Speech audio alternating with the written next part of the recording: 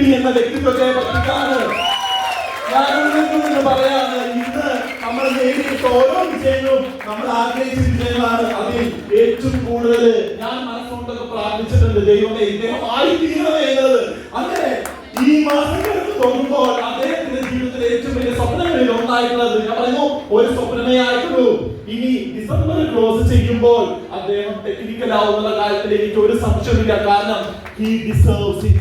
അദ്ദേഹം അതിന് ഏറ്റവും 100% അർഹതപ്പെട്ട വ്യക്തിത്വമാണ്. അതുകൊണ്ട് തന്നെ എല്ലാ എമറാൾഡ് അച്ചീവേഴ്സും ഞാൻ ഈ വേദിയിലേക്ക് സ്വാഗതം ചെയ്യുന്നു. എല്ലാ എമറാൾഡ് അച്ചീവേഴ്സിനും സാന്നിധ്യത്തിൽ വേണം അദ്ദേഹത്തിന് ഈ ഒരു അവാർഡ് നമുക്ക് കൊടുക്കാൻ വേണ്ടി. ഓൾ എമറാൾഡ് അച്ചീവേഴ്സ് മാത്രമാണ് നിൽക്കുക. ഓൾ എമറാൾഡ് അച്ചീവേഴ്സിനെ ഞാൻ ഈ വേദിയിലേക്ക് നല്ലൊരു കൈയോടുകൂടി നമുക്ക് സ്വാഗതം ചെയ്യാം. കഴിഞ്ഞ മാസത്തെ ഞാൻ പറയുന്നു പെർഫോമർ എന്നൊക്കെ നമുക്ക് വേണമെങ്കിൽ പറയാതെ അങ്ങനെ ഒരു പെർഫോമൻസ് അച്ചീവ് ചെയ്ത് ഇന്ന് അഭിമാനത്തോടു കൂടി നമ്മുടെ മുന്നിൽ എല്ലാ പ്രതിസന്ധികളെയും തരണം ചെയ്ത് നമ്മുടെ മുന്നിൽ വന്ന് നിൽക്കുന്നുണ്ടെങ്കിൽ അത് ഉറച്ചൊരു തീരുമാനമെടുത്തുകൊണ്ടാണ്. ആ തീരുമാനത്തെ നമ്മൾ എങ്ങനെ സ്വീകരിക്കണം?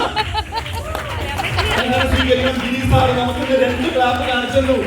മഴ പെയ്യുന്ന ക്ലാപ്പും ട്രെയിൻ ക്ലാപ്പും. ഞാൻ പറയുന്നത് ട്രെയിൻ ക്ലാപ്പ് തന്നെ വേണം. എങ്ങനെ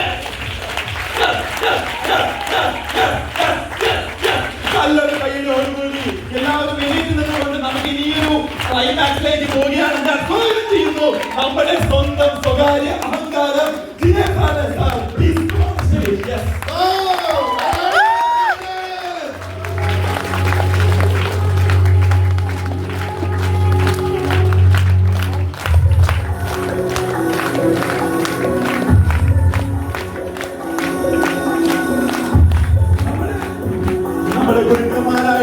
ഡോക്ടർ രാജൻ സാറും ദിലീപ് സാറിനെയും ഞാൻ വേദിയിലേക്ക് ട്രോഫി കൊടുക്കാൻ വേണ്ടി സ്വാഗതം ചെയ്യുന്നു. Sir please come.